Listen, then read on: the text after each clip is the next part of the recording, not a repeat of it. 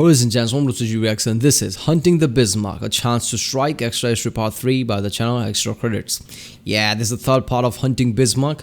In the previous part, we saw how, the HMS Hood, the mighty ship of the Royal Navy, even though it was, I guess patched up old boat because of all the treaties and things. And then Prince of Wales, the newer ship, but not as big as HMS Hood.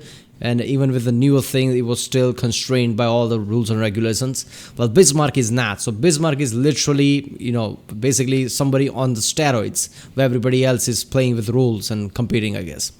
So Bismarck, obviously took down Hood because Hood has a massive weakness on the top of the hull, I guess, or something like that, right? Something like that. So it sank immediately, and then Wales fought and ran away basically because obviously Hood sank. Wales is not even that big of a ship, doesn't have that big of a guns. Now Wales cannot take Bismarck like that. So then in the end, obviously Prime Minister just said, okay, all the ships in the Atlantic attack Bismarck. This is what I thought before, that maybe this is what it's going to come down to, because Bismarck being so OP, why would you send one or two ships to take it down since it's that OP? Send all of the ships. Why not? Everybody attacking him. How many ships can Bismarck take down? So yeah, I guess this is going to be fun. There is still a part after this fourth one, as I can see. So I guess Bismarck is not going down in this one. That would be surprising if all the ships all the ships in the Atlantic attack Bismarck, it still survives. That would be ridiculous. But yeah. Alright people, let's watch this one. With the Hood sunk and the Prince of Wales damaged, nothing stands between the Bismarck and the Atlantic. But this is only the beginning of the Royal Navy's misfortunes.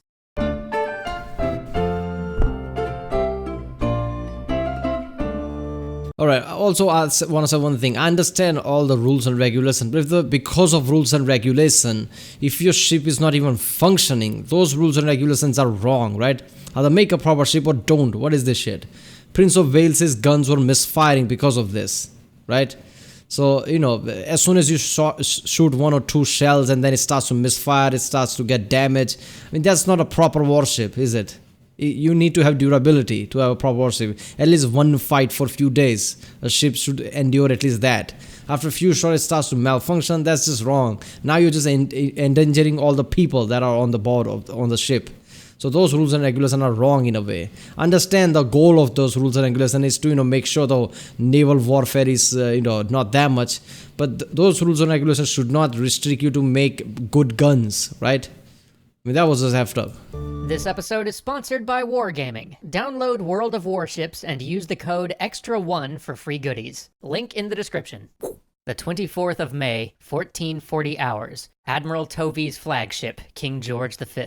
The Battle of the Denmark Strait has not only been a disaster for British morale, but it's presented a tactical problem. Bismarck and Prinz Eugen are loose in the Atlantic. Worse, the only ships close enough— Wait a minute, what was that? Bismarck was christened by Dorothy von Lowenfels. Bismarck and Prinz Eugen are loose in the Atlantic. Granddaughter of Chancellor Otto von Bismarck. Oh, okay. That makes sense. I mean, okay, so was she in position of power, or did the, Nazi government just asked her to come and christen it since she's a granddaughter and they wanted to name after Bismarck, obviously. Bismarck being, one of the crucial name to unify Germany. I guess that makes sense. Atlantic. Worse, the only ships close enough to engage the Germans are no match for those battleships. Instead of intercepting Bismarck, Admiral Tovey's home fleet is now chasing her south. But thanks to the cruisers and their radar, they at least know where the Bismarck is, and reconnaissance planes have reported a large oil slick following the vessel. Ooh. It seems that one of the Prince of Wales's shells wounded the beast, but it hasn't slowed her. If Tovey hopes to catch up to Bismarck, Wait a minute, how does that work? If you're damaged and your fuel is leaking, that's disastrous, isn't it? You have to patch it up and repair. Why is the ship still sailing towards Atlantic rather than go home in the base or something? Maybe they know as soon as they go back, the Royal Navy is going to attack with its full might and will not let it into Atlantic. So I guess we are in Atlantic, right? But if this persists, won't they run out of fuel pretty fast since they have an oil leak right now? Or are they, hoping to patch it up in somewhere in German colony in some Atlantic somewhere? Because that's a massive issue, right? Fuel leaking. He has to cause her further damage. He orders his aircraft carrier Victorious to steam ahead of him. She's a faster ship, and with luck she can get her Swordfish torpedo bombers within range of the enemy before dark. 1839 hours. The Prince of Wales and a squadron of cruisers have been shadowing Bismarck and Prinz Eugen with their forward radar when one of the cruiser's lookouts spots something in the haze. Suddenly, Bismarck cuts through the fog bank and opens up with her guns. The cruiser quickly turns and flees into the fog. A mile behind it, the Prince of Wales fires a salvo. Battle seems imminent, but the Bismarck breaks off and continues north. When the cruiser reacquires Bismarck, its captain notices that there's only one ship on radar now, not two. The attack was a bluff, a ploy to break radar contact so Prinz Eugen could detach and slip away. They've lost one prize. 2,300 hours on the aircraft carrier Victorious. 9 Swordfish torpedo bombers lift off the pitching deck. They are not fit for this mission. The pilots are inexperienced, the aircraft are biplanes with bodies made of metal struts and stretched fabric. They carry only 1 torpedo each, and their top speed is only 138 miles per hour. But they are the only solution available. The squadron reaches the target area and sees a ship below. Then these rookie pilots begin an attack run that could change history. They dive low, 100 feet above the waves, and line up to create a bank of torpedoes that will be hard to thread. But the ship's anti-aircraft batteries aren't opening fire, and this ship seems a little small to be Bismarck. Flak lashes past the squadron. It's coming from a different ship, 10 miles distant. That's Bismarck. The Swordfish pull out of their attack run and climb into the clouds, glimpsing the US Coast Guard ensigns flying from the ship they'd nearly just sunk. US-UK relations are saved, but they've lost the element of surprise. Imagine the US ships seeing those planes coming like, what's happening? Who are they? Those planes don't look German. What are they doing right now? Why are they coming close? And suddenly Bismarck attacks and then runs away. Man, we almost died just now. Man, Bismarck is getting lucky, right? Or I guess Bismarck using some kind of tactics. That's really smart. I mean, Bismarck is predicting the plane's going to strike me, so I guess I should change my route or something. I don't know. But is it something, right? People are constantly missing some boat for Bismarck, and the Bismarck is in the distance and fires the shots. Like, there's the Bismarck. The squadron drives towards the Bismarck in a storm of anti-aircraft fire. Tracer rounds zip past. The great 15-inch guns fire into the sea, creating walls of water 100 feet high. Flak rips the bottom out of one plane, while another Swordfish hits a pillar of spray and nearly stalls. But all the things that make Swordfish obsolete also make them a perfect weapon in this case. Modern anti-aircraft batteries are designed to target faster planes, and the Swordfish's low speed makes them easy to maneuver. You're Their kidding cloth me. skins and frames are so fragile that You are kidding me. So the system is made for the faster jet planes, and since they are so slow, they can't hit it. This is ridiculous. shells smash right through without detonating. The Swordfish loose their torpedoes. The Bismarck slowly swerves, trying to thread the gap between the tin fish. It succeeds twice, but as the Swordfish buzz away, they see a bright flash and a gush of water amidships, right on the thick armor belt. Likely no damage. 25th of May, 01:15 hours. Damn, how strong the armor is. Bismarck's torpedoes. Nobody can do jack shit to me. Just a small damage. This is really strong hull and everything, right? They made this into a tank, basically. But, really strong, basically. Not even torpedo is, piercing the hull or anything. It just created some kind of massive dent.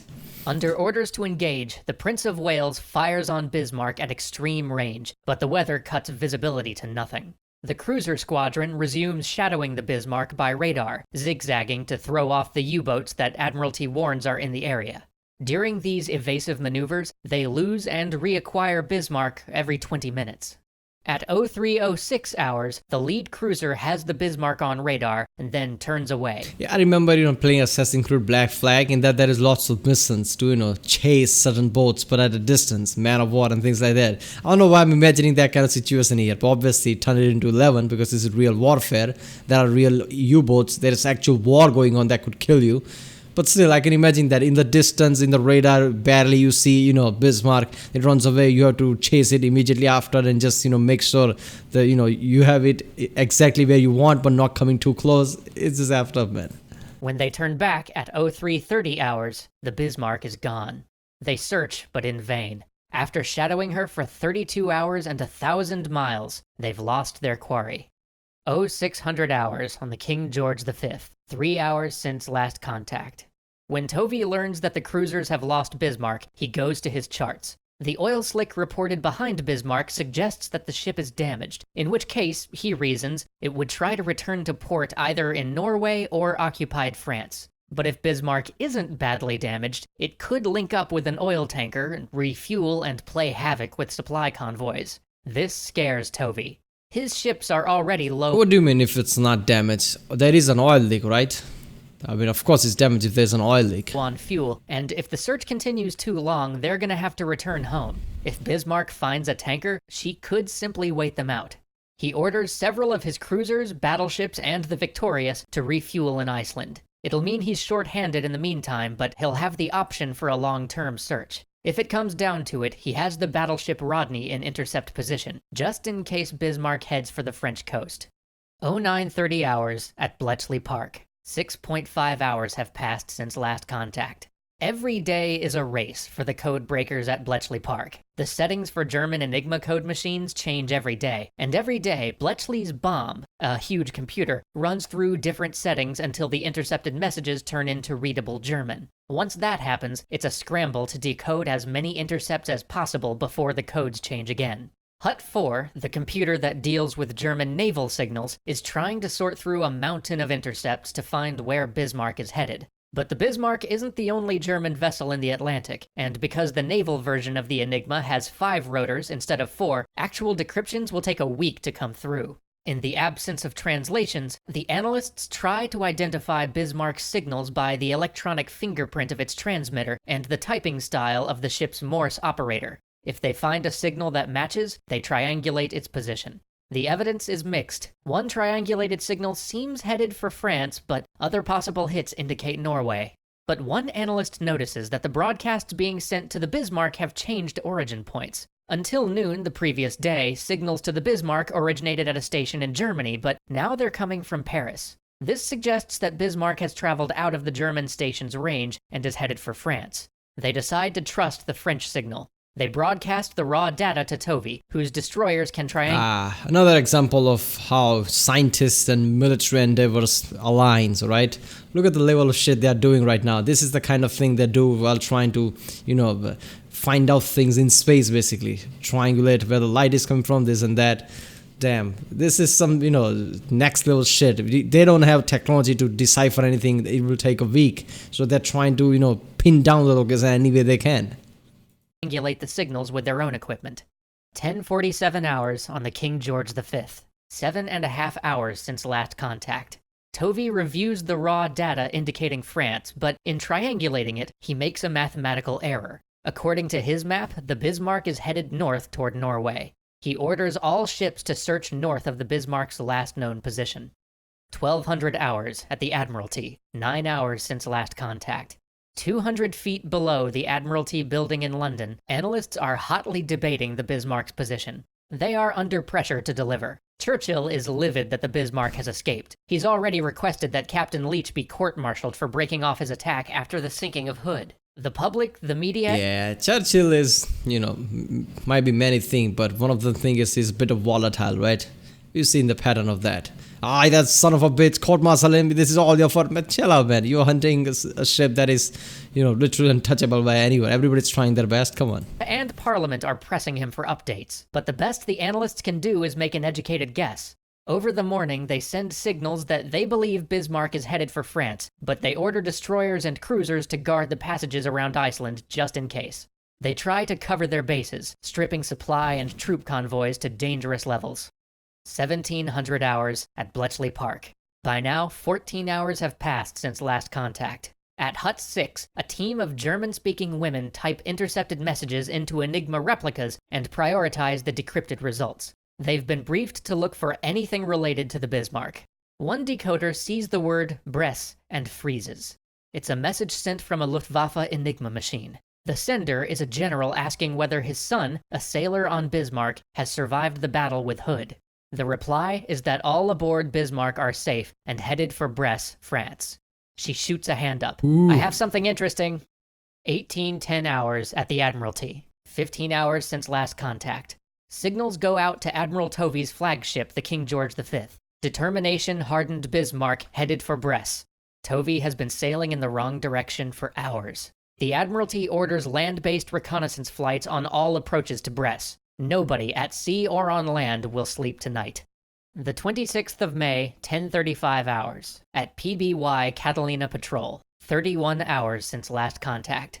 Catalina flying boats, obtained from America via Lend-Lease, have been scouring the ocean since dawn. But in closely guarded secret, the pilot of one particular aircraft is also American, one of several US Navy officers sent to train the British.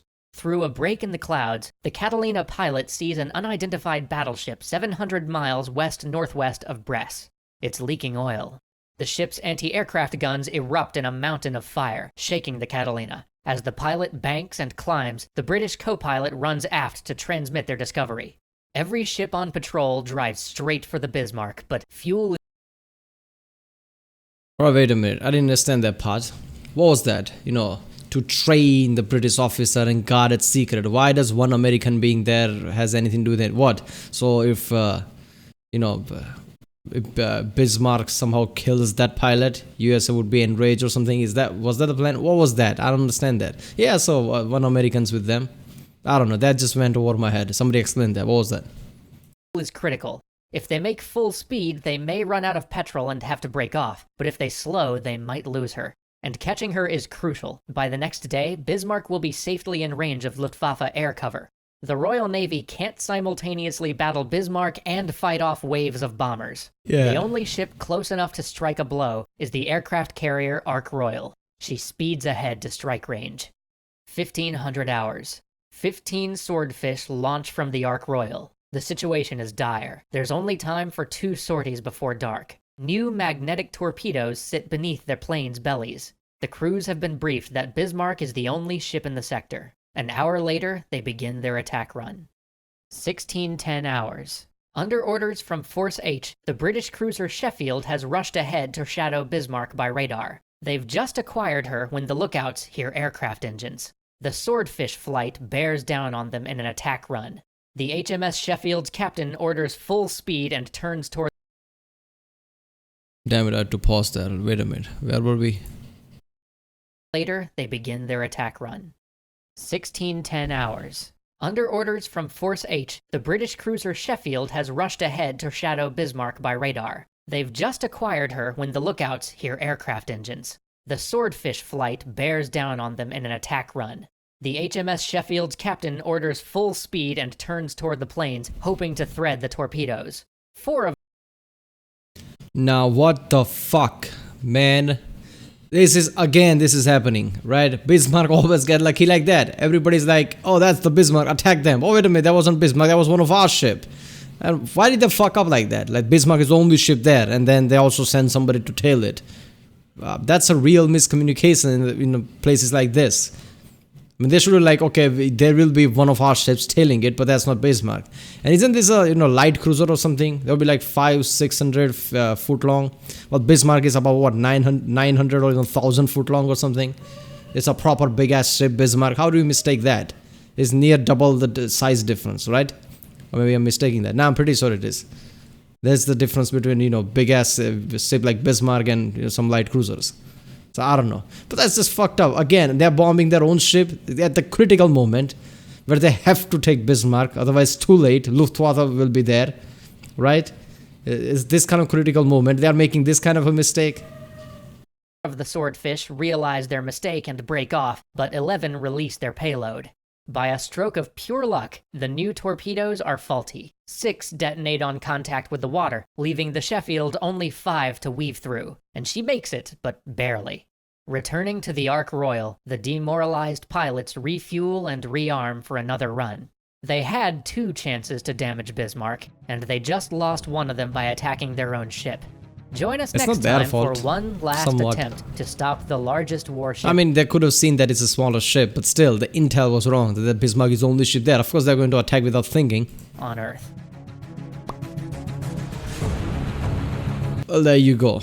okay, Bismarck is badass, but he's also lucky so far. That's what I'm seeing here.